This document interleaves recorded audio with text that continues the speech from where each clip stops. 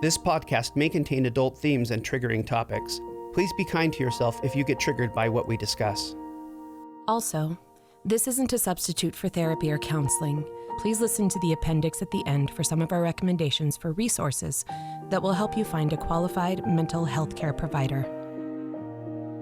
Now, we take you to a time in the near future where emotional abuse has been appropriately deemed a crime, and the survivors find a home to reclaim their lives and freedom. This is Haven, and these are the stories of the reclaimers.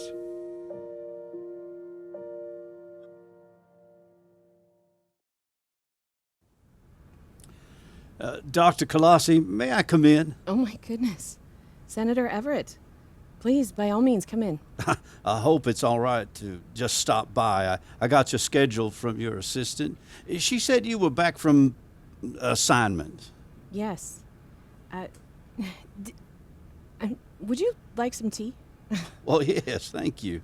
I've got Earl Grey, chamomile, and... Oh, Earl Grey is fine, just fine. Lemon, no sugar. Of course.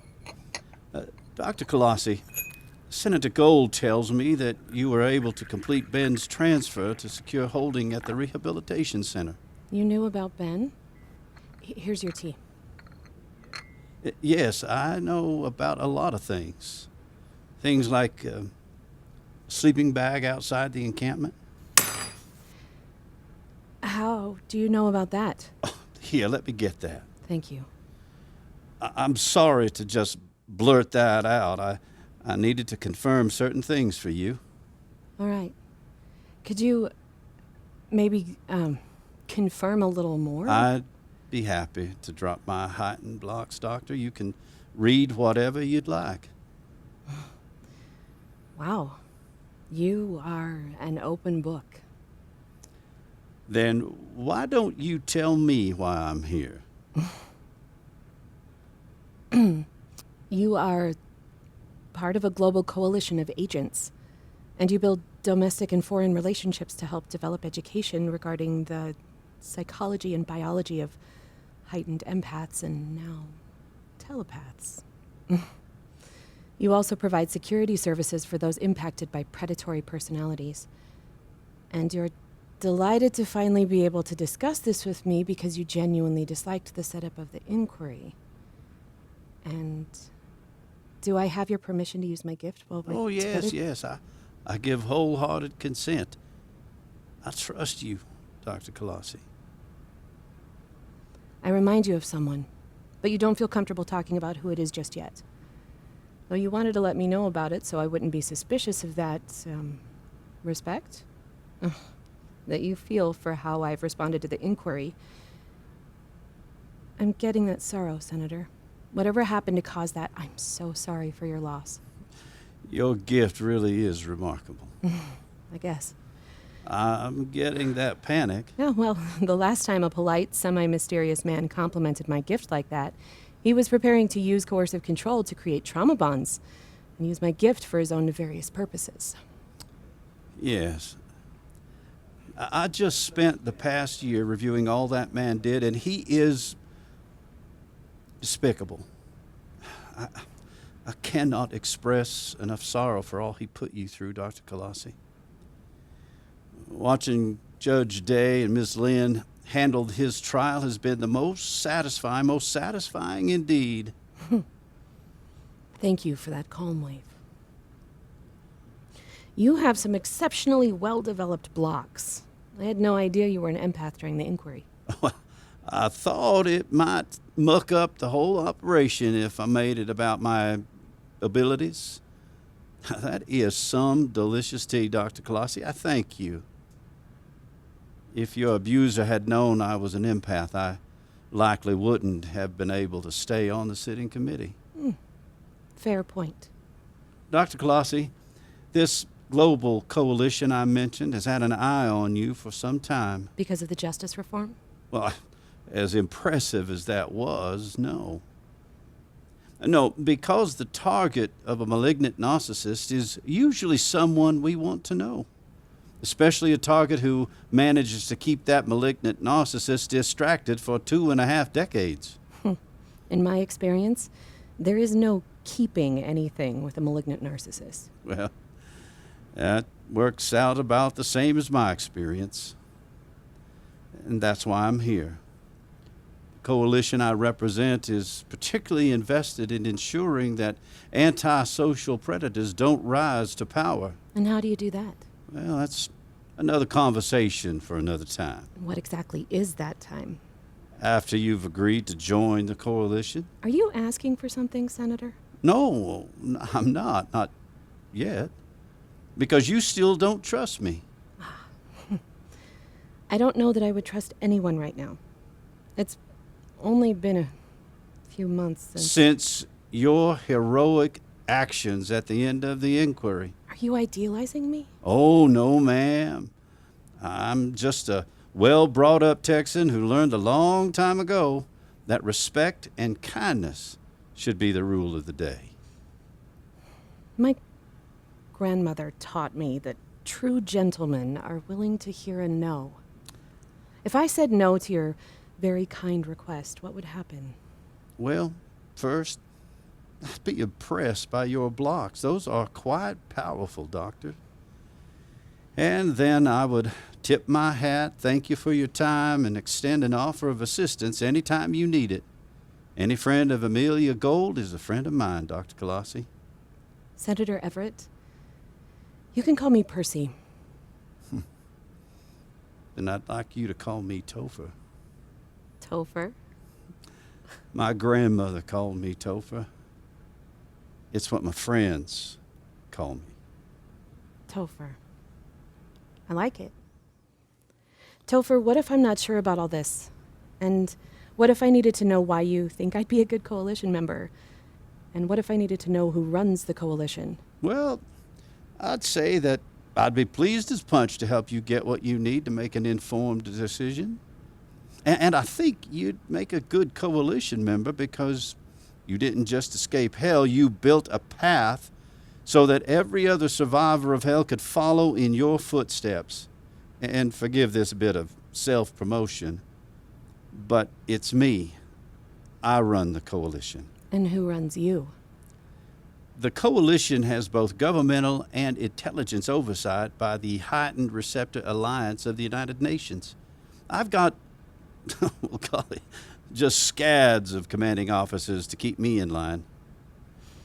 And if I say yes, I'd be allowed to know who those commanding officers are? Getting you an org chart of the committee and our united partners would be my first order of business.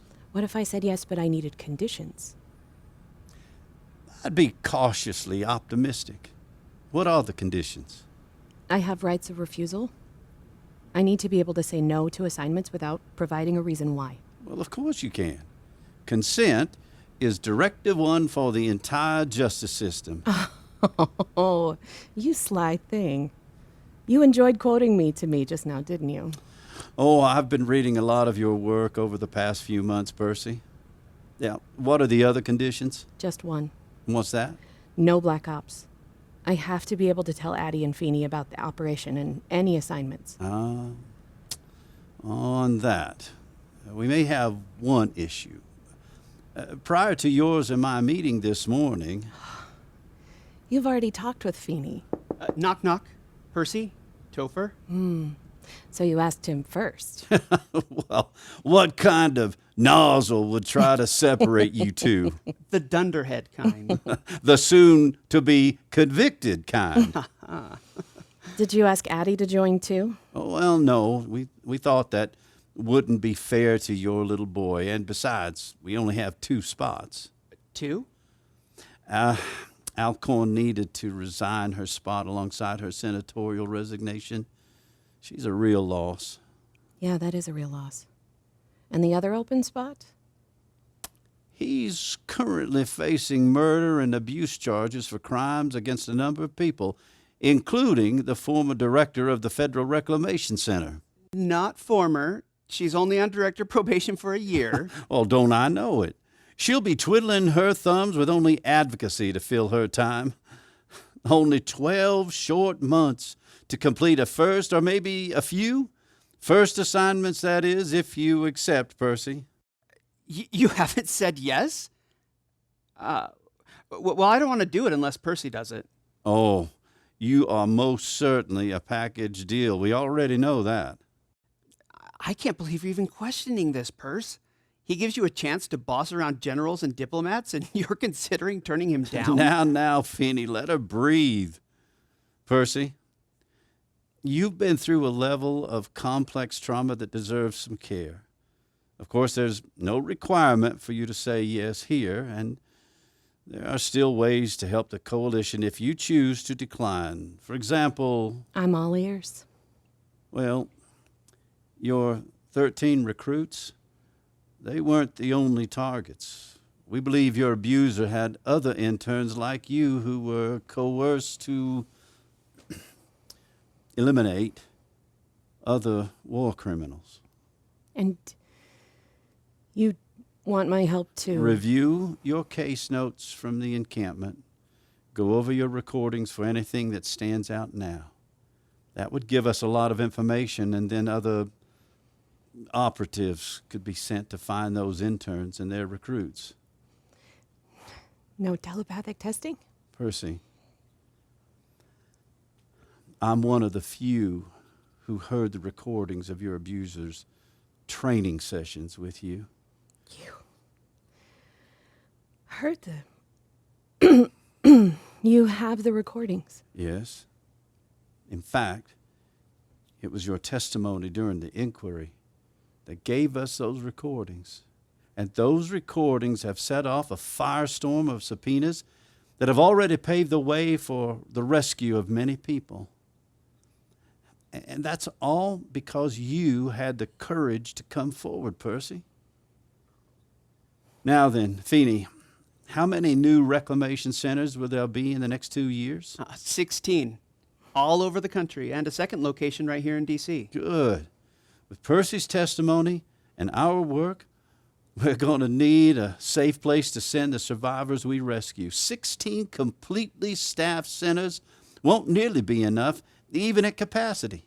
Wow. I don't know whether I should be completely triggered or totally jazzed. It's just incredible. Well, that's the final incentive. Should you choose to join the global coalition, we can ensure funding for a capacity of 5,000 residents here at the 2 D.C. locations, the promise of a third secure satellite location for those in the witness protection, and we can guarantee that funding indefinitely. Are you bribing us? Oh, no, ma'am. The coalition just has a vested interest in maintaining the space necessary to help survivors heal so they can reintegrate. Among those survivors, there's a lot of incredible minds waiting to be set free from their trauma so they can get on with the work that could alter the course of the world as we know it. We just have to help them heal. You have the tools. We have the funding. Why not partner to make it all happen? And this is legal. Oh, yes. Our cornerstone mission statement ensures that we only operate within the law. That's why we have both government and intelligence oversight from all of our committee members. We're trying to change the landscape of civics. No more operating outside the law to enforce the law. Wasn't that the great lesson of the war? Topher, I don't want to go to a dinner. Well, I'd hope that then, well, I understand, Persy. I still hope you know I don't how want much... to go to a dinner because I'd like to have you and your wife and Pheeny and Ashley over to my place. We have a lot to talk about, and you are going to need to convince Attie. You sly thing. You enjoyed pretending to disappoint me there, didn't you? I did. But I needed to know if I can work with you. See, teasing is part of the deal. No, teasing. Dinner at your place, saying no to assignments, and I'm going to need to convince Attie. Is there anything else? You know I was ready to say yes from the moment you said global, right? Maybe. And maybe I like to go at the survivor's pace, Doctor. Topher, I guess this means I'll see you this weekend. Sunday night? Yes, ma'am. And if you're making dinner, I'll make dessert. Eclairs? Oh, Topher, you and me are going to get along just fine. I'll show myself out. Thank you, Topher. Gratitude is mine. Good day. I don't even know what to say. I used to think stuff like this happened to other people. Me too. Global? Oh, I feel like some superhero or something. Yeah, well, you deserve it. You've always been a superhero to me. Okay, maybe not superhero status. Hey, by the way, bossing around generals, you really think that's the big draw? Hey, if you can look me in the eye and say it's not your primary motivator, I'll concede. Oh, don't hide behind that. I can tell you're thrilled. I am. Now think of it, Persy. The very idea that something like this exists, not to mention that we get to be part of it, the hope that brings with it, everything we always dreamed of bringing to the world, all the survivors we're going to help, you and me side by side, Persephone, the power of what we can accomplish together. Oh. Pheeny, it's not moving too fast, right? This isn't some tactic. I mean, Topher's got pure intentions, right? Hey, whoa, slow down there for a minute. That panic came on kind of fast. Yeah. It's just, the last time I felt this hope was... Your abuser was trying to convince you that you should go to the encampment. I got it. Breathe, Purse. What's different this time? Okay, right. Topher was patient. Mm-hmm. He respected my requests and my boundaries. He let you read him past the line of consent? Yes. And? He was... You really trust me to determine if he's dangerous? Hold that thought. It's okay. You got to take the urgent flags. You're the only director right now. Oh, right. We have an intake. We do? Yes.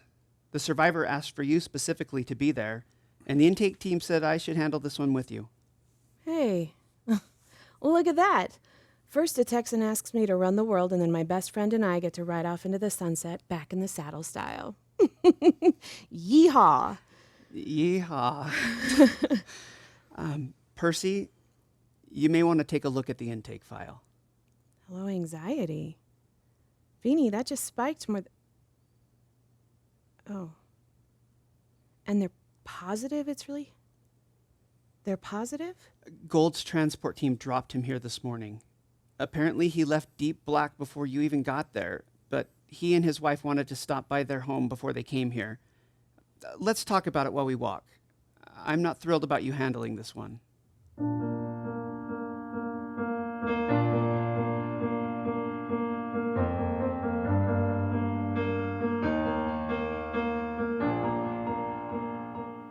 Mr. Reed, I'm Phoenix, but you can call me Pheeny if you'd like. Pheeny. And no, mister, just Reed. You know who I am yet? Yes. I know who you are. Well, the trial team said you'd want to do some double checking. My wife Cora, she's in the lobby. She's got all of our IDs. They said you might need it. We met her as we came in. How far along is she? 7 months. Do you have any other family with you? Nah. Mom left about 10 years ago. I didn't have anybody else at home growing up. It was just Mom and me. I miss her. Not as much as I miss him, but I miss her. Him meaning your father. Max Sr. left a legendary mark on my hometown. A legendary mark. I always had a lot to live up to, so when he died in the war, well, after the war, folks would say he'd lived a good life, even if it was over. But I like to think that he was all around me. What was he like? Your father was one of the bravest people I've ever met. His telepathy was astounding, but it was his empathy that he knew how to use his empathy as his guide. Can you read me the way that you read him? I can. But you won't read past this line. Not without permission. Not unless you'd like me to. Would it be all right if I read you while we're together today? Yeah, And may I have that same permission? of course. I saw you both on the live stream. I saw what you could do. And I had no idea Dad was one of the 13. Well, until Gold came in and got Cora and me out of the house. I don't remember much of him, but I do remember that Dad was so good. So very good. Everyone just loved him because he was good. Yes, he was. I wasn't abused. That's not why I'm here. But Jeanette said Senator Gold could keep a place at the Haven because of what I went through, losing my dad on account of that Senator Daniels being involved. We're glad to have you here. And yes, there's a spot for you. Senator Mycroft Daniels. He killed them both. He killed both of them? If my dad hadn't died at that encampment with Dr. Colossi, Mom wouldn't have taken off. We have a team that can look for her if you'd like. No. She's dead. I'm sure of it. She was a powerful empath, and she could send me messages from anywhere. About a year after she left, the messages just stopped. She wouldn't have stopped if she were alive. Oh, Reed. That depth of your grief. I can't ever talk about it. We learned in school about how grief lingers, and I read books about grief, but I don't know what to do with all of this emotion, how to talk about it. So Cora said that we should come here, and I thought it was a good idea. Cora's the brightest spot in my life, and with a little one on the way, How does it feel to be facing fatherhood with all that grief about your own father? You are a mind reader. Yes. What's that like for you?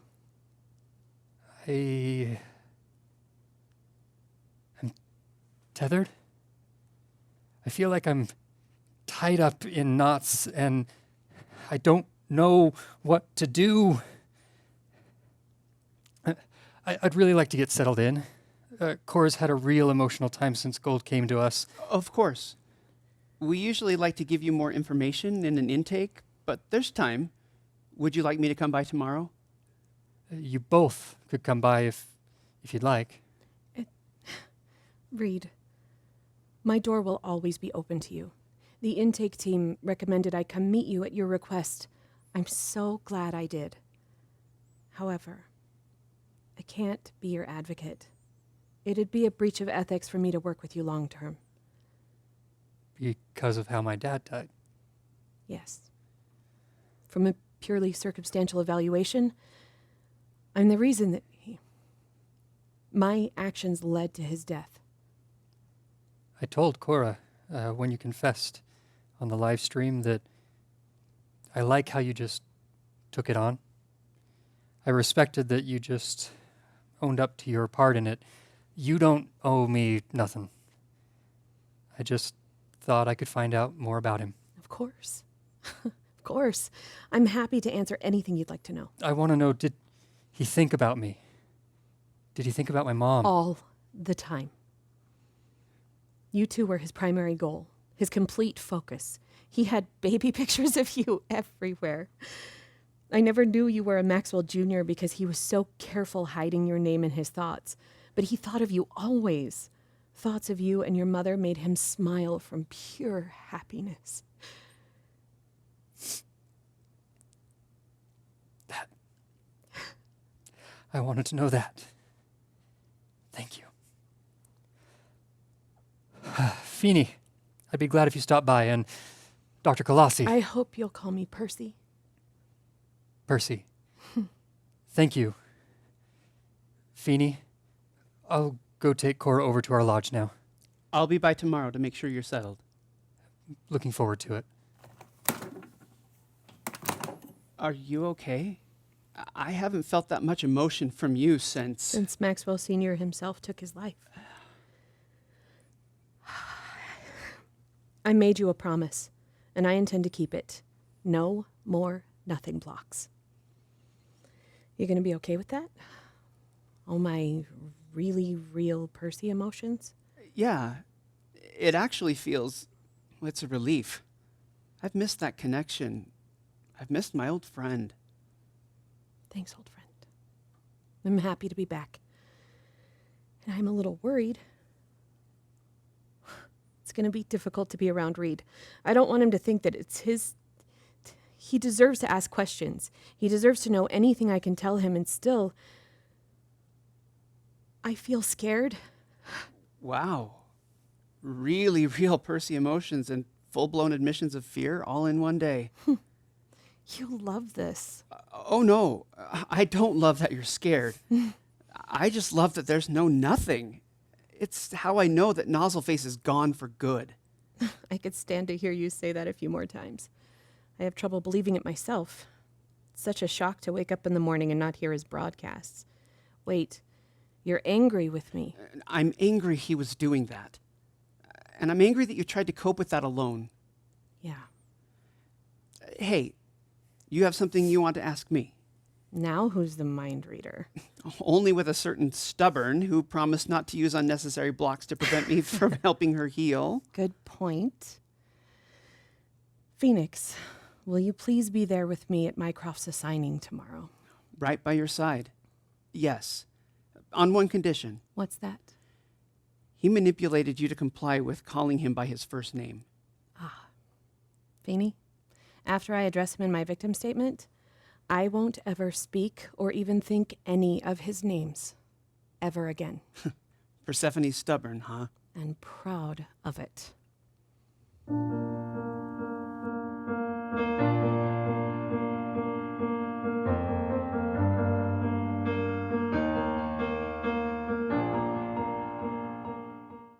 I believe that brings us to the last victim statement. Is that right, Miss Lynn?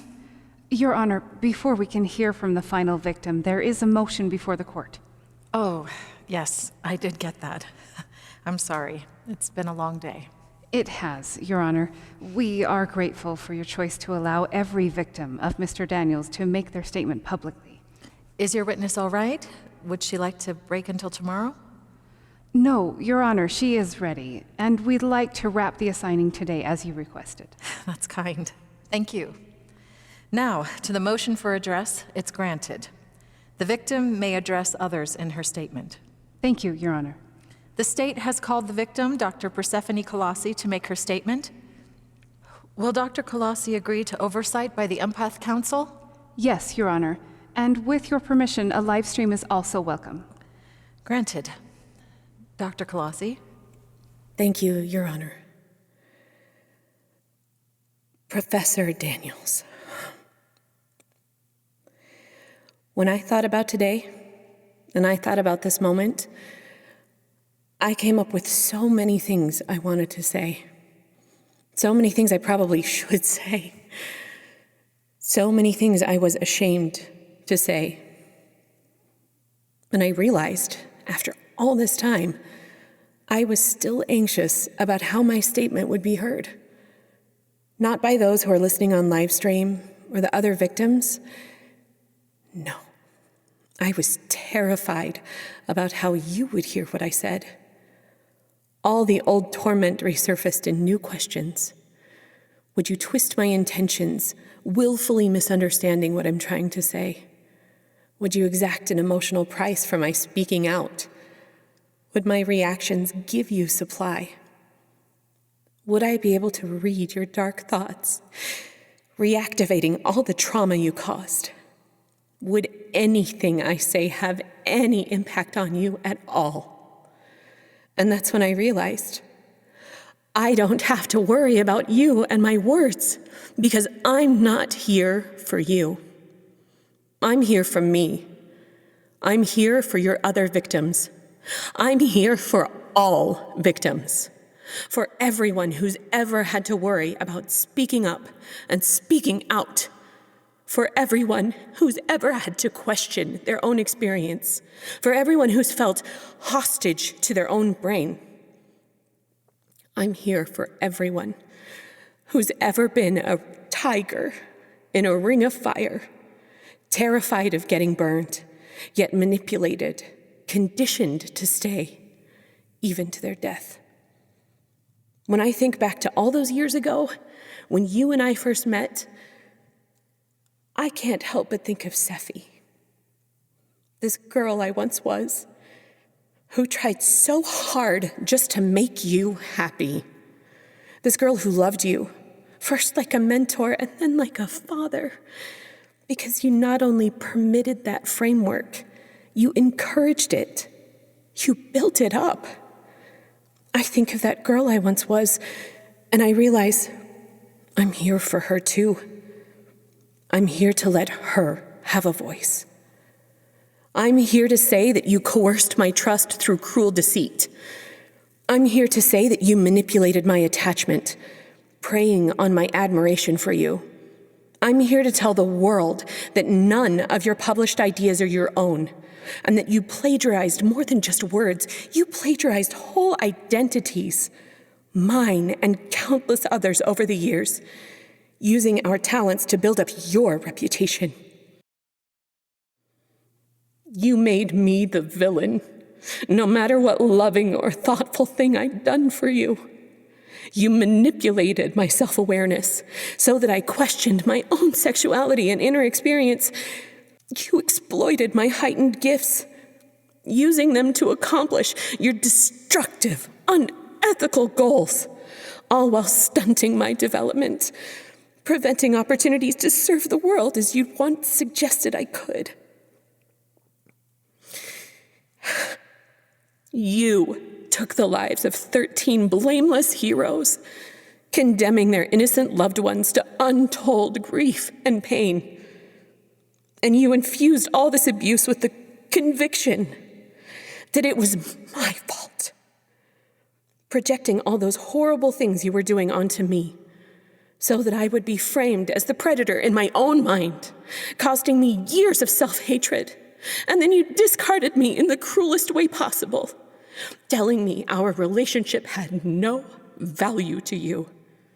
And because there were not laws at that time to prosecute you, you continued the abuse in secret, hiding it all behind clever triangulation that kept my emotional response available for your twisted use.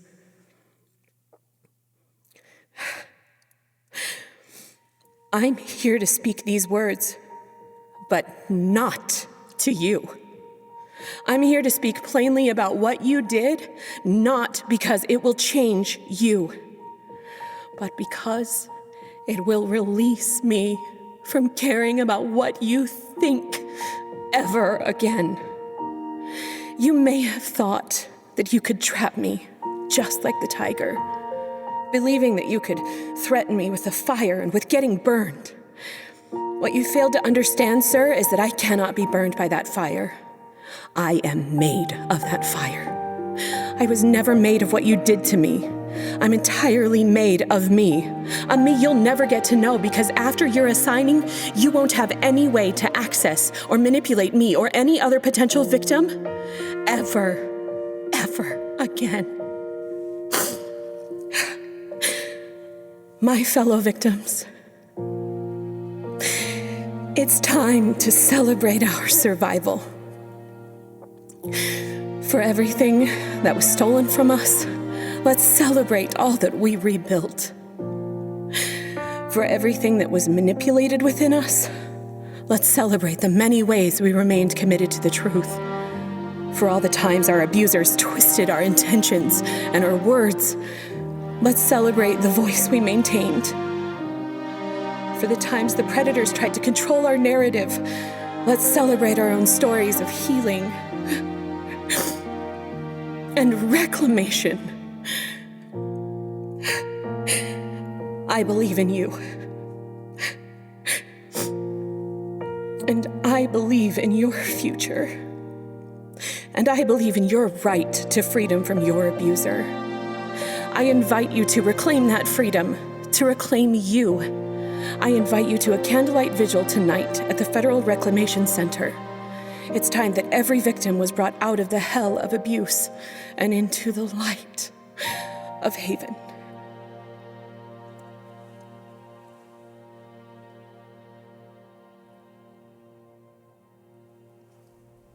Thank you, Dr. Colossi.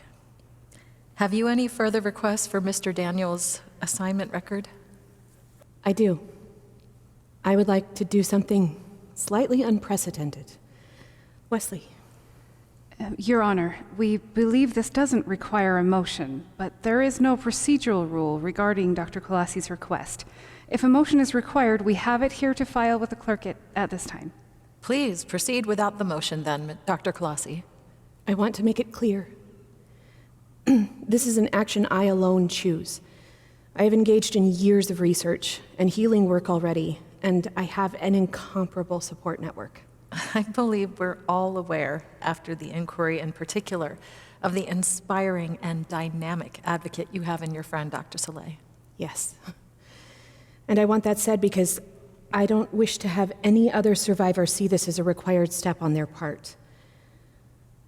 Your Honor, I would like to leave before the assigning. I don't wish to know what he chooses.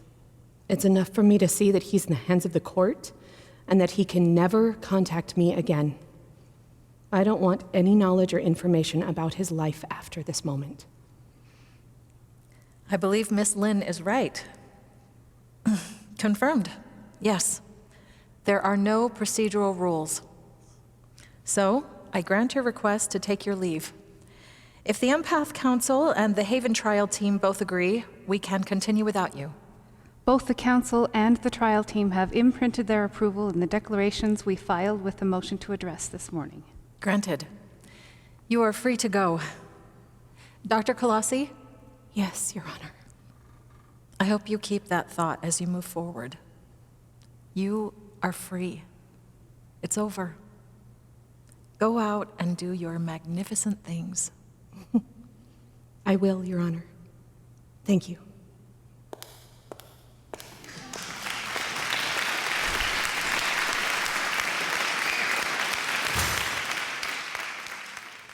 You did it, Persy.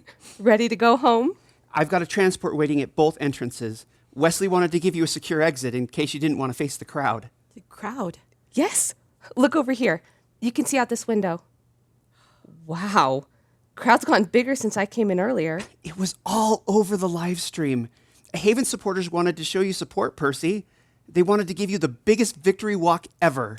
They organized under the search term, No More Silence. Wow is right. You never thought you'd get to do a victory walk after a trial? No, I didn't. I couldn't have imagined. I'm so proud of you, Persy. So am I. No more silence, huh? Wonder how Ben feels about them changing his tagline. Kari's the one who started it. I have a feeling Ben had something to do with that. I have a feeling Ben prefers the change. You know what? Sonia's right.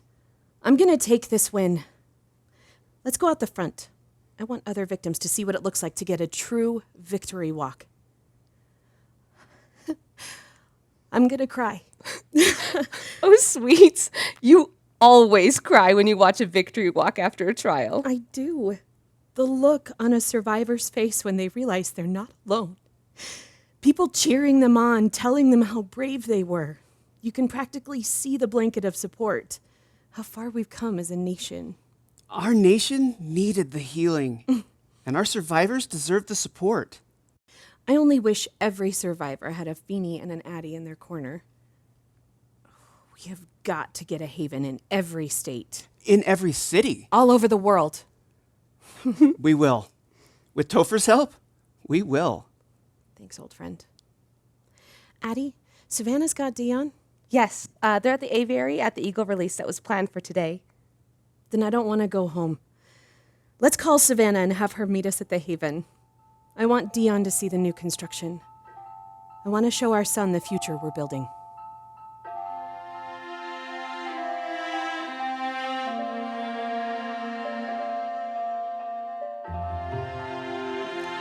Hey, it's Persy and Pheeny here. What you've just heard is a work of fiction. but we know that many listeners are living in a world of pain that isn't fictional at all. At the end of every episode, we're going to include an appendix of sorts. Some things we hope will serve those who live with the reality of fear and pain every day.